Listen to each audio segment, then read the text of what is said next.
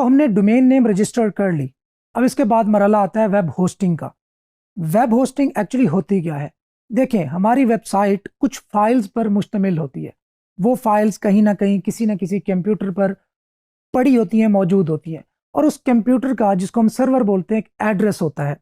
और वो एड्रेस अगर जब तक हम डोमेन के साथ इंटीग्रेट नहीं करेंगे, तब तक हमारी डोमेन, अगर हम उसको टाइप करेंगे सर्च बार में अपने ब्राउज़र की, तो वो कुछ ज़्यादा रिटर्न नहीं करेगी हमें डेटा। तो जब हम अपने डोमेन नेम को ब्राउज़र में टाइप करते हैं, तो उसके अगेंस्ट वो जिस आईपी एड्रेस पर, जिस वेब सर्वर पर डेटा पड़ा है, वो फाइल्स पड़ी हैं, उस तक रिक्वेस्ट जाती है, और वो उस रिक्वेस्ट को वापस रिस्पॉन्ड करता है, और वो डेटा जो रिस्पॉन्स में आया होता है वो हमारे सामने ब्राउज़र में डिस्प्ले होता है। तो ये इतने पलक झपकने में होता है कि शायद हमें इसका आइडिया नहीं होता कि इस दौरान रिक्वेस्ट गई और वापस आई, और ये सारा कुछ, और डीएनएस भी इसके अंदर इन्वॉल्व हुआ, ये सारा कुछ परफॉर्म हुआ। तो इसके लिए वेब होस्टिंग एक एसेंशियल पार्ट है हमारे एफिलिएट के ब्लॉग का। सो वेब होस्टिंग हमने बाय कहाँ से करनी है, और बाय करते हुए किन किन चीज़ों का ख्याल रखना है। सो अगेन, मैं आपको कोई डायरेक्ट कंपनी तो सजेस्ट कर नहीं सकता। मैं आपको इतना बता सकता हूँ कि आप गूगल पे जाएं और बाय वेब होस्टिंग लिखें, तो आपके सामने अगेन, जिस तरह डोमेन्स के लिए आपके पास सैकड़ों बल्कि हज़ारों ऑप्शंस होते हैं, इसी तरीके से होस्टिंग के लिए भी आपके पास सैकड़ों ऑप्शंस आपके सामने मौजूद होंगे। तो आप उनमें से कोई भी होस्टिंग बाय कर सकते हैं। लेकिन होस्टिंग बाय करते हुए आपने कुछ चीज़ों का ख्याल करना है, जिसमें सबसे पहली बात यह है कि जिस होस्टिंग को आप बाय कर रहे हैं उसके बारे में पहले रिव्यूज़ पढ़ लें कि लोग उस होस्टिंग के बारे में क्या ख्याल रखते हैं। क्या उस होस्टिंग का डाउन टाइम इतना ज़्यादा तो नहीं है कि हमारी वेबसाइट चलते चलते बंद हो जाए, या उसको कोई अटैक्स वगैरह तो नहीं होते, हैकिंग अटैक हो सकते हैं, डीडॉस अटैक हो सकते हैं, और डिफरेंट किस्म के अटैक्स होते रहते हैं वेब सर्वर्स पे। तो क्या उस कंपनी की जो सिक्योरिटी है वो इतनी है कि हमारी वेबसाइट डाउन नहीं होगी। इसी तरीके से जो एक और मेन एसेंशियल मैं आपको पार्ट बताऊं, वो है कि उस वेब होस्टिंग की स्पीड, उस वेब सर्वर की स्पीड, कि अगर हमारी वेबसाइट कोई रिक्वेस्ट करता है, टाइप करता है, या गूगल से हमारी वेबसाइट पे कोई बंदा लैंड करता है, तो वो वेबसाइट लोड होने में कितना टाइम लेगी। क्या वो वेब सर्वर की वजह से ज़्यादा टाइम तो नहीं लेगी? तो अगर वो वेबसाइट ज़्यादा टाइम लेगी तो ये हमारी सर्च इंजन ऑप्टिमाइजेशन को हर्ट करेगा, जो कि एक अच्छा साइन नहीं है, और हमारी रैंकिंग भी इससे इम्पैक्ट होगी। सो वेब होस्टिंग एक बहुत इंपॉर्टेंट पॉइंट है, जिसको बाय करते हुए आपने इन चीज़ों का खास ख्याल रखना है। इसके अलावा इसके अंदर यूज होते हैं कंकरेंट डेटाबेस कनेक्शंस। अच्छा, ये इंपॉर्टेंट क्यों है, इसको हम ज़रा साइड पे रखते हैं, थोड़ी सी टेक्निकल चीज़ें हैं, लेकिन आपने होस्टिंग बाय करने से पहले इसके बारे में भी इंक्वायर ज़रूर करना है उस होस्टिंग कंपनी से कि आप कितने कंकरेंट डेटाबेस कनेक्शंस अलाउ करते हो। तो अगर वो कहता है कि 25 से ज़्यादा अलाउड हैं, तो दैट्स फाइन, ये अच्छा साइन है। अगर 25 से कम है, 15 या 10 है, तो ये अच्छा साइन नहीं है। और अगर आपकी वेबसाइट पर जब मल्टीपल यूज़र्स आएंगे, ज़्यादा ट्रैफिक आएगी, तो हो सकता है आपकी वेबसाइट वो लोड बर्दाश्त ना कर सके और वो डाउन हो जाए। तो जब वेबसाइट डाउन होती है तो अल्टीमेटली उसकी जो रैंकिंग है वो समटाइम्स हर्ट होती है। खैर, ये अलग से एक डिबेट है। नॉर्मल में बात कर रहा हूँ कि आपकी वेबसाइट की जो रैंकिंग है वो हर्ट ज़रूर होगी अगर आपकी वेबसाइट बहुत गाय बगाए डाउन रहेगी। तो वेब होस्टिंग बाय करते हुए आपने इन चीज़ों का ख्याल रखना है। अच्छा, अब इसके अंदर दो मेन चीज़ें और इन्वॉल्व होती हैं, जिसके अंदर एक है डिस्क स्पेस और एक है बैंडविड्थ। डिस्क स्पेस, जिस तरह हम फाइल्स अपने कंप्यूटर में रखते हैं, किसी फोल्डर में रखते हैं, किसी ड्राइव में रखते हैं, तो एक टाइम आता है कि ड्राइव की जो कैपेसिटी है वो फुल हो जाती है, और उसके बाद हम वो फाइल्स अपने कंप्यूटर में या उस ड्राइव में नहीं रख पाते। Same is the case with web hosting. तो आपको वो वेब होस्टिंग चूज करनी है जिसकी डिस्क स्पेस भी अच्छी खासी हो, मतलब 5-10 GB से ज़्यादा हो तो दैट्स फाइन। इतना ही, अगर अफिलिएट ब्लॉग इतना ज़्यादा हैवी नहीं होता, आपके इमेजेस होते हैं, कुछ फाइल्स होती हैं, और अगर हम वर्डप्रेस यूज़ करें तो वर्डप्रेस की कुछ फाइल्स होंगी, तो ये इतना ज़्यादा होपफुली लोड नहीं डालेंगी। तो सेकंड चीज़ है बैंडविड्थ। बैंडविड्थ एक्चुअली होती क्या है? बैंडविड्थ जब आप रिक्वेस्ट करते हैं किसी वेबसाइट का डेटा, उसका डोमेन नेम टाइप करके, तो वहाँ से कुछ जो रिसोर्सेज हैं वो डाउनलोड होते हैं हमारे लोकल कंप्यूटर पे। वो इमेज हो सकती हैं, वो CSS फाइल्स, स्टैटिक फाइल्स हो सकती हैं, तो वो बैंडविड्थ यूटिलाइज हो रही होती है। तो नॉर्मली जो वेब होस्टिंग कंपनीज हैं वो आपको अनलिमिटेड बैंडविड्थ अलाउ करती हैं, तो उसके बारे में भी हमें परेशान होने की ज़रूरत नहीं है। अगर वो हमें लिमिटेड बैंडविड्थ भी अलाउ करें तो हम इसके साथ साथ CDN यूज़ करेंगे।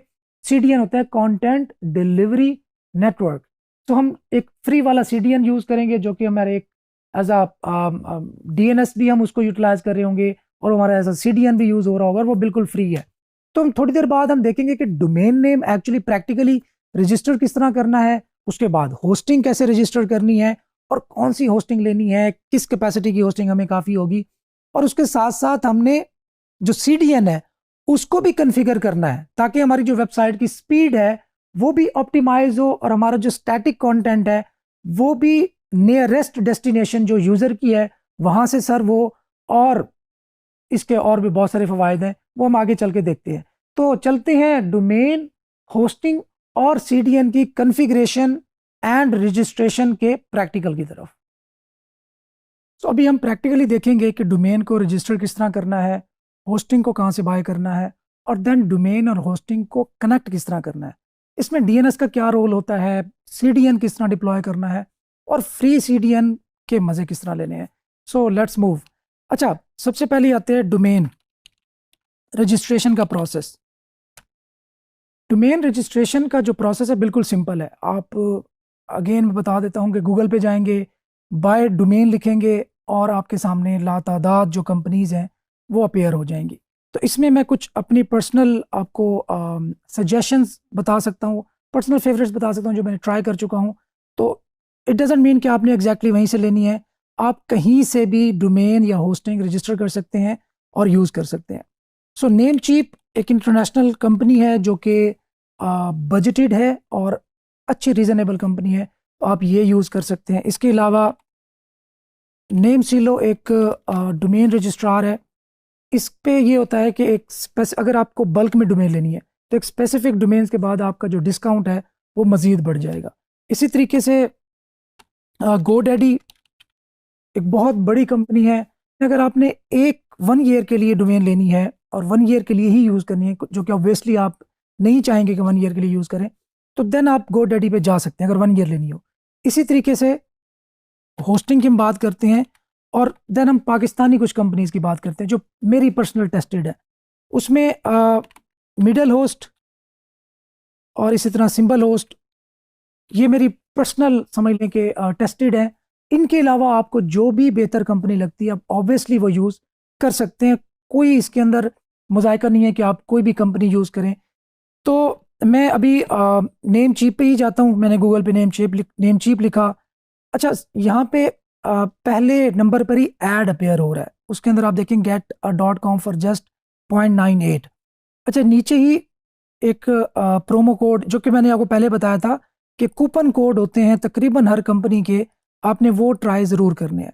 सो मैं यहाँ पे ही क्लिक करता हूँ और अगर मैं देखता हूँ कि अगर मुझे $0.98 में डोमेन मिल जाती है तो इससे अच्छी क्या बात होगी। लेकिन मुझे लगता है इसके अंदर कोई ना कोई कैच होगा। खैर, हम अभी लाइव ही हैं, देख रहे हैं कि इसके अंदर हमने किस तरह यूटिलाइज करना है। खैर, मैं यहाँ पे डोमेन रजिस्टर करने लगता हूँ। कोई भी मैं डोमेन कर लेता हूँ। dgfishing.com में देख लेता हूँ कि क्या ये अवेलेबल है या नहीं है। यहाँ पे मैं टाइप करूँगा, नीचे मुझे सजेशन में आ जाएगी, तो पता चला जी ये अवेलेबल है, तभी ये मुझे ऑप्शन दे रहा है कि आप इसको ऐड कर सकते हैं।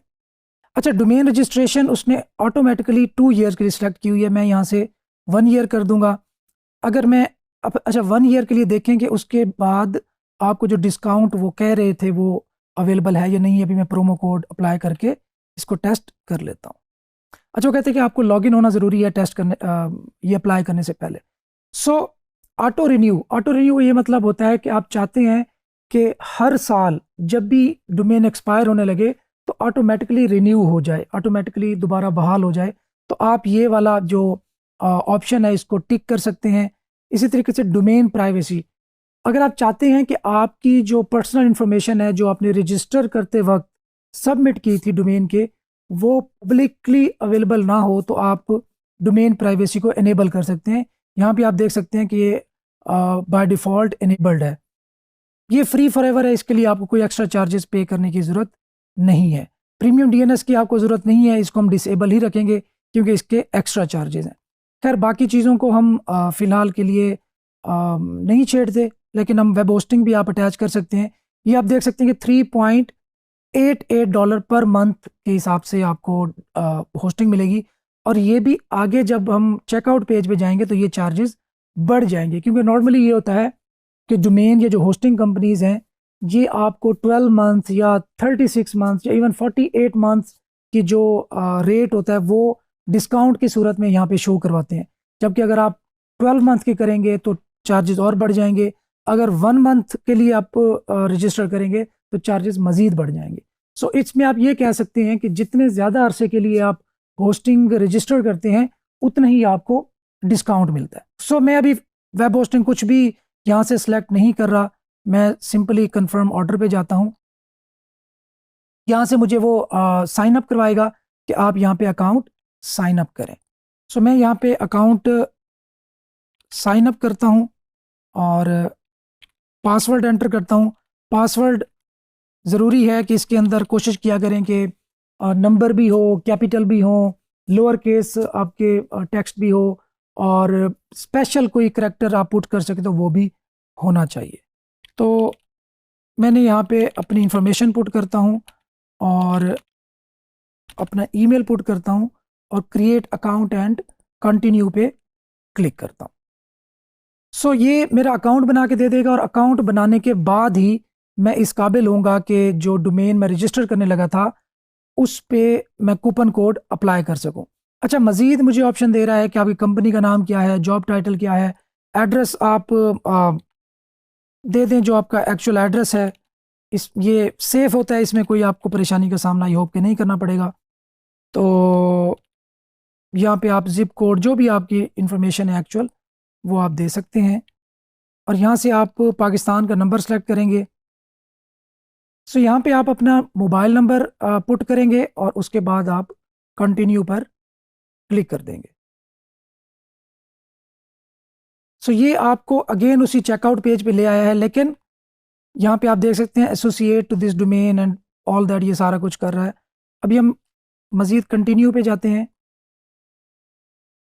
अब यहाँ पे आके वो हमसे जो हमारी इंफॉर्मेशन है वो पुट करवा रहा है। इस तरीके से आपने बस सिंपली आपने यहाँ पे कार्ड पुट करना है, कंटिन्यू पे क्लिक करना, आपकी डोमेन रजिस्टर हो जाएगी। और अगर आपने होस्टिंग बाय करनी है तो वो भी यहाँ पे इसी तरीके से ही बाय हो जाएगी।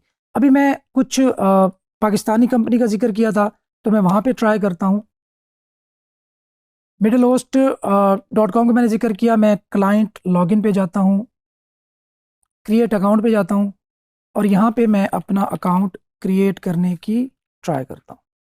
सो सेम वही तरीका है जैसे आपने नेम चीप पे या किसी और कंपनी की वेबसाइट पे साइन अप करते हुए तरीका अपनाया था, यहाँ पे भी आपने उसी को फॉलो करना है।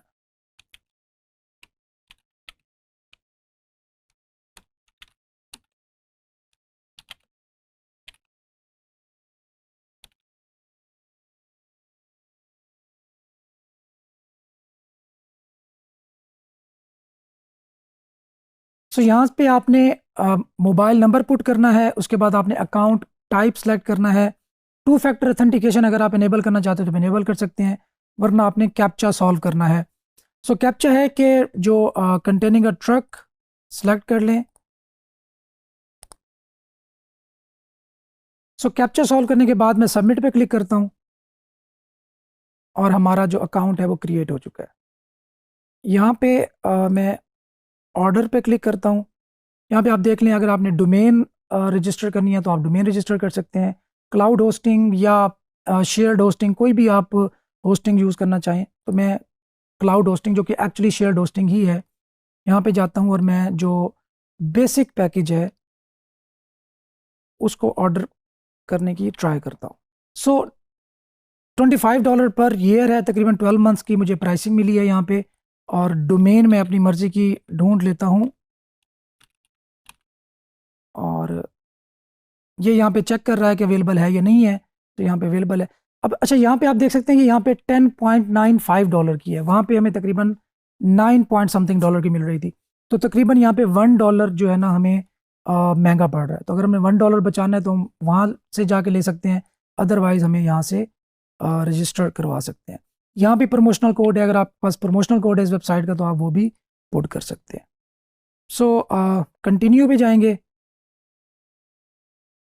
अच्छा, यहाँ पे एक और बड़ी इंपॉर्टेंट चीज़ है, I want set name server. इस बात को बड़े ध्यान से गौर से आपने देखना है।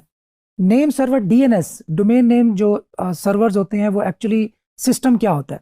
जो डीएनएस है ना, वो समझ लें कि एक आप लाइब्रेरी में जाते हैं तो आप लाइब्रेरियन को कहते हैं कि यार फ़लाँ बुक कहाँ पड़ी है। वो लाइब्रेरियन आपको गाइड कर देता है कि ये वाली बुक फ़लाँ शेल्फ में पड़ी है और फ़लाँ नंबर पर मौजूद है। तो जो डीएनएस है वो एक्चुअली एक लाइब्रेरियन है, क्योंकि जो डोमेन नेम है, डोमेन नेम कन्वर्ट होता है, डीएनएस उसको कन्वर्ट करता है उस आईपी एड्रेस तक जो आईपी एड्रेस किसी मशीन का है। वो वेब होस्टिंग सर्वर हो सकता है या किसी भी मशीन का वो एड्रेस हो सकता है। जो भी मशीन इंटरनेट से कनेक्ट है उसका एक आईपी एड्रेस होता है। सो उस आईपी एड्रेस तक ट्रांसलेशन में डोमेन नेम की हेल्प करता है डीएनएस।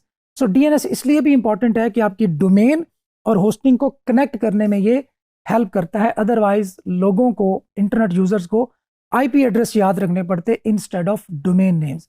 सो इसलिए इंपॉर्टेंट है। अच्छा, इसको हम I want to use my own name server ये पुट करेंगे, लेकिन फिलहाल ये हमारे पास है नहीं, तो मैं अभी यूज डिफॉल्ट नेम सर्वर रख देता हूँ। उसके बाद मैं क्लिक करता हूँ कंटिन्यू पर। अब यहाँ पे मज़ीद कन्फिग्रेशन मेरे सामने है, मैं कुछ कन्फिग्रेशन को ऐड नहीं करता और मैं यहाँ पे सिंपली कंटिन्यू पे क्लिक कर देता हूँ। अच्छा, अब मेरे पास चेकआउट पेज आ गया जिसमें मेरे सामने ऑर्डर समरी शो हो रही है और साथ ही मेरे पास पेमेंट ऑप्शंस हैं। पाकिस्तानी जो कंपनीज हैं उनको सेलेक्ट करते हुए आपको फ़ायदा क्या हो सकता है कि आप लोकल करेंसी में उनको पे कर सकते हैं, जैसे कि हमारे पेमेंट मेथड्स हैं जैज़ कैश, इजी पैसा, दूसरे जो मोबाइल वैलेट हैं, इसी तरीके से बैंक ट्रांसफ़र हो गए, वो यूज़ कर सकते हैं। अदरवाइज़ अगर आप इंटरनेशनल डोमेन या इंटरनेशनल होस्टिंग कंपनीज ऑप्ट करते हैं तो उसके लिए आपके पास पेपैल या क्रेडिट कार्ड या डेबिट कार्ड जिस पर इंटरनेशनल ट्रांजैक्शन इनेबल हो वो होना ज़रूरी है। तो यहाँ पे मेरे पास ऑप्शन है, मैं डेबिट क्रेडिट कार्ड से पे कर सकता हूँ, जैज़ कैश से पे कर सकता हूँ, या मैं इजी पैसा से भी पे कर सकता हूँ। सो मैं जैज़ कैश का ऑप्शन सेलेक्ट करते हुए यहाँ पे ये डिटेल है और यहाँ से मैं चेकआउट पर क्लिक करता हूँ। अब जैज़ कैश की जो मैनुअल पेमेंट है वो वेरीफाई होगी, खैर ये अलग से एक मरहला है। पेमेंट हम सेलेक्ट करेंगे, देन हम वो हमारा जो अकाउंट एक्टिवेट कर देंगे और इस तरीके से हमारी जो डोमेन और होस्टिंग के बाइंग प्रोसेस है वो यहाँ पे कंप्लीट हो जाएगा। ओके, यहाँ पे डोमेन और होस्टिंग की जो रजिस्ट्रेशन का प्रोसेस है वो कंप्लीट होता है और इसके साथ ही हम एक और स्टेप की तरफ चलते हैं जो कि है CDN registration and configuration. So CDN के लिए एक फ्री CDN हम यूज़ करते हैं जिसका नाम है क्लाउडफ्लेयर। क्लाउडफ्लेयर पर हम जाएंगे, cloudflare.com पर, और यहाँ पे हम साइन अप पे क्लिक करेंगे। जैसे बाकी वेबसाइट्स पर हम साइन अप करते हैं, अकाउंट बनाते हैं, वैसे ही हमने इस वेबसाइट पर साइन अप करना है। ईमेल देंगे और यहाँ पे पासवर्ड पुट करेंगे और क्रिएट अकाउंट पर क्लिक कर देंगे। सो अभी आप देख सकते हैं कि मेरे पास क्लाउडफ्लेयर की जो एक वेलकम पेज है, डैशबोर्ड है, वो मेरे सामने अपेयर हो गया। सो आप यहाँ पे टॉप राइट कॉर्नर में अगर आप देखें तो ऐड साइट का एक बटन मौजूद है, आप यहाँ पे क्लिक करना है और अपनी वेबसाइट को क्लाउडफ्लेयर में ऐड करना है। मैं यहाँ पे जो अभी मैंने डोमेन रजिस्टर की थी उसको पुट करूँगा। अच्छा, समटाइम्स आपको ये भी प्रॉब्लम पेश आ सकती है कि जब आप यहाँ पे डोमेन पुट करेंगे तो वो आपको कहे कि डोमेन अभी रजिस्टर नहीं हुई। तो इस काम के लिए आपने थोड़ा सा वेट करना है, क्योंकि अभी डोमेन और होस्टिंग रजिस्टर की थी तो हो सकता है कि वो थोड़ा सा टाइम ले, जो कि प्रोपेगेशन टाइम होता है। सो जब तक वो कंप्लीट नहीं होगा यहाँ पे आपको डोमेन नॉर्मली ऐसे शो कराएगा कि रजिस्टर नहीं हुई। खैर हम ट्राई करते हैं, ऐड साइट पे क्लिक करते हैं।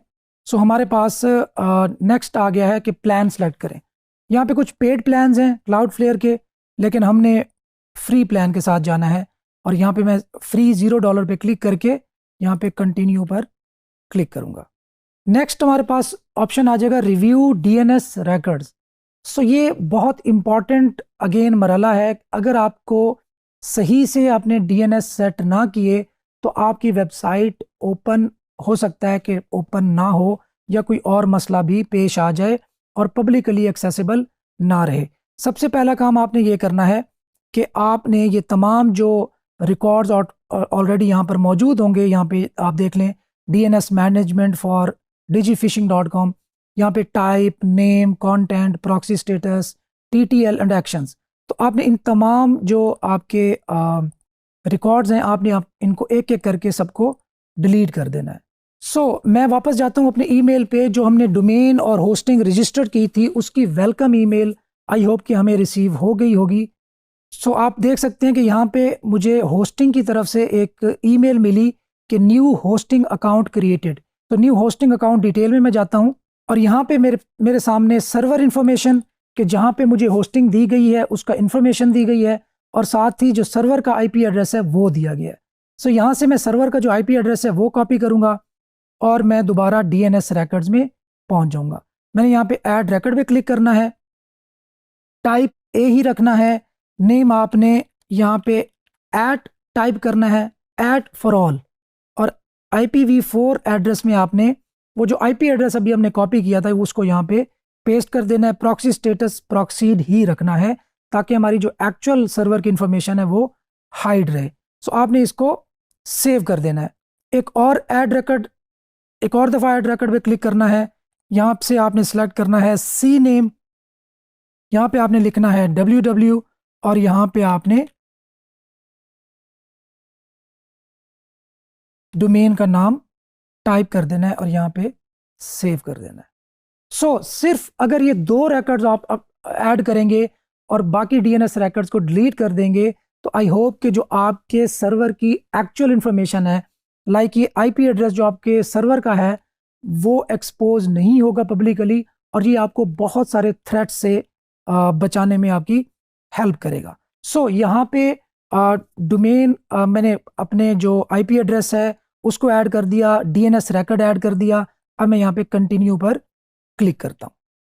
अच्छा, अब यहाँ पे एक और अहम जो इम्पॉर्टेंट मरहला है वो आता है remove the following name servers. अभी आप ये यहाँ पे देख सकते हैं कि ये वो नेम सर्वर्स हैं जो बाय डिफ़ॉल्ट हमारी होस्टिंग कंपनी ने पॉपुलेट कर दिए, जबकि इनको रिप्लेस करना है क्लाउडफ्लेयर के नेम सर्वर्स के साथ। यहाँ से मैं इसको कॉपी करता हूँ, वापस अपनी होस्टिंग के जो पैनल है वहाँ पे जाता हूँ और डोमेन पर क्लिक करता हूँ।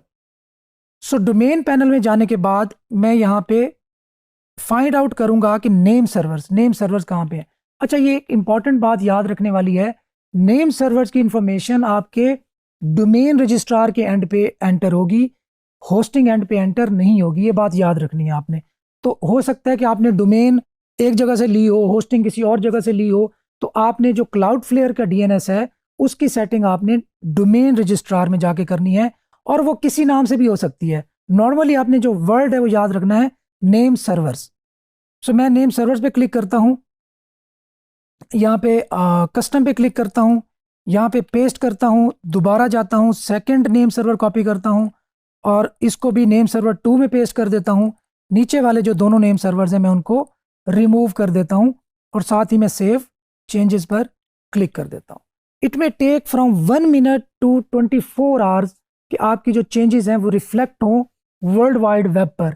इसको प्रोपेगेशन टाइम कहते हैं कि आपका प्रोपेगेशन टाइम जो होता है वो 1 मिनट से लेकर तकरीबन 24 आवर्स और समटाइम्स 48 आवर्स भी ले सकता है कि वो इंटरनेट पर प्रोपेगेट हो सके।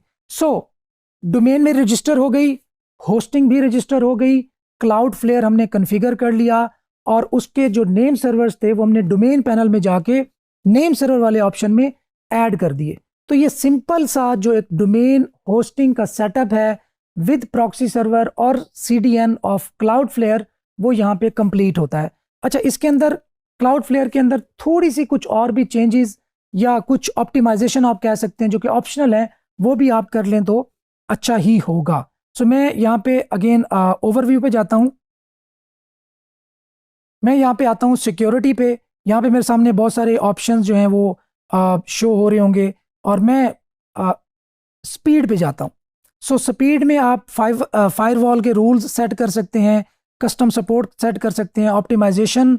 अच्छा, कुछ तो जो ऑप्शंस है ना फाइल ऑप्टिमाइजेशन के, जिस तरह फाइल साइज ऑप्टिमाइजेशन है, वो प्रो पैकेज पे अवेलेबल होंगे, फ्री पैकेज पे अवेलेबल नहीं है। अच्छा, यहाँ पे एक है ऑटो मिनीफाई। आप इसको तीनों को आप सिलेक्ट कर लेंगे ताकि आपकी जो जावास्क्रिप्ट की फाइल्स हैं, सीएसएस की फाइल्स हैं और एचटीएमएल का जो कोड है वो मिनीफाई हो जाए, वो कंप्रेस होके मिनिमम से मिनिमम हो जाए। सो आपने बस बाकी मोस्टली जो है वो अब प्रो के लिए ही अवेलेबल है। इसमें एक रॉकेट लोडर है, इसको भी आपने इनेबल कर देना है। ये आपकी जो स्पीड है वेबसाइट की उस पर समहाउ पॉजिटिव इफेक्ट डालेगा। सो कैशिंग पे जाते हैं। कैशिंग को कोई कॉन्फ़िगर करने की वैसे ज़रूरत नहीं है, इसको बाय डिफ़ॉल्ट रहने दें। कैशिंग क्या होती है कि आपकी वेबसाइट ब्राउज़र्स पर कितने टाइम के लिए सेव हो जाए, जो उसके स्टैटिक रिसोर्सेज होते हैं, जिसके अंदर CSS फाइल्स होती हैं, CSS, JS, HTML जो फाइल्स होती हैं, इनसे मिलके आपका वेब पेज बनता है। ये भी आप बात याद रखिएगा। सो ये वाली जो फाइल्स होती हैं, इमेजेस फाइल्स होती हैं, वो ब्राउज़र में सेव हो जाती हैं। सो अगर आपका जो वेबसाइट का विजिटर है वो आपकी वेबसाइट को अगेन सेकंड टाइम विजिट करता है, तो उसकी जो लोडिंग टाइम है वो इंक्रीज हो जाता है, क्योंकि जो स्टैटिक रिसोर्स था वहाँ पे, जो फाइल्स पड़ी थी, जो इमेज फाइल्स पड़ी थी, वो उसके लोकल कंप्यूटर से ही सर्व होती हैं instead of downloading from the server. So इसका ये फ़ायदा होता है।